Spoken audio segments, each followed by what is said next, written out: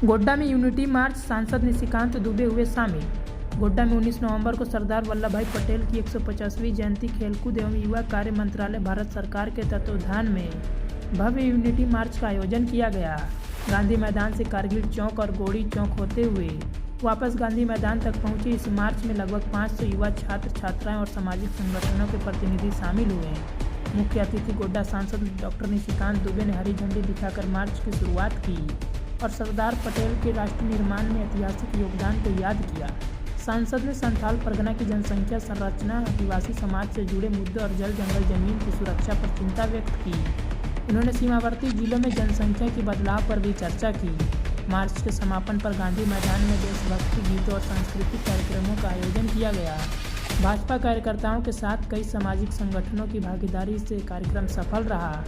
अंत में भाजपा की ओर से 1.5 महीने तक विशेष स्वदेशी और आत्मनिर्भर भारत जागरूकता अभियान चलाने की घोषणा की, जिसके तहत गांव-गांव में जागरूकता कार्यक्रम, नुक्कड़ नाटक और जनसंपर्क अभियान आयोजित किए जाएंगे।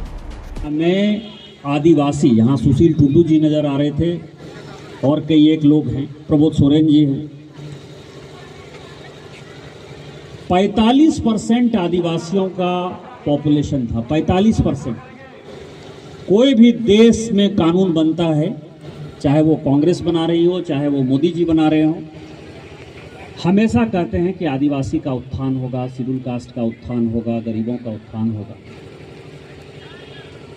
आज आदिवासी का पॉपुलेशन मुश्किल से 24-25%, मुश्किल से, अभी आज आने दीजिए, 26-27% था 2011 में।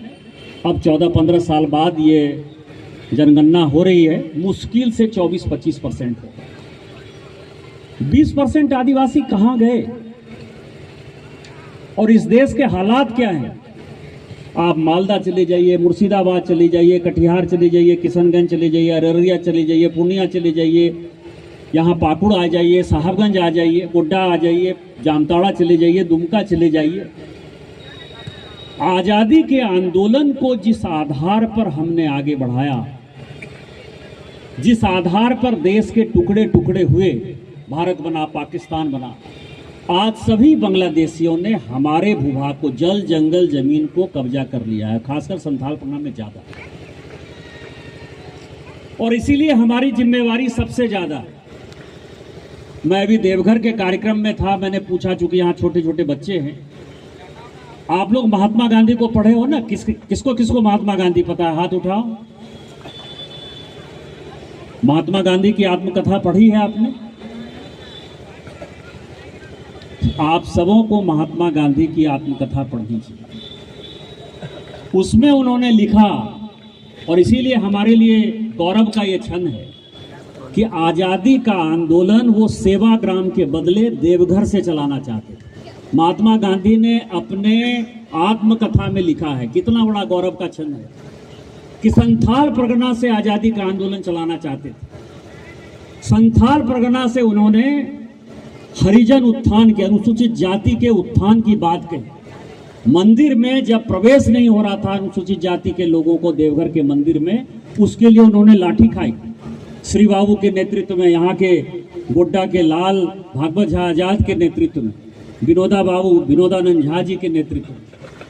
जिस भाषा की बात करते हैं आप, हिंदी आंदोलन, यदि ये भारत यूनाइट हुआ तो उसमें हिंदी का एक बड़ा योगदान है। हिंदी का आंदोलन, हिंदी साहित्य सम्मेलन, आपको पता है कि हिंदी विद्यापीठ की स्थापना राजेंद्र बाबू जो पहले राष्ट्रपति थे, उन्होंने, विनोदा बाबू ने, यहाँ के गजाधर बाबू ने, सब ने मिलकर जो है हिंदी विद्यापीठ की स्थापना की, जिसमें कि आज भी पूरे पूर्वोत्तर के, नॉर्थ ईस्ट के बच्चे पढ़ते हैं।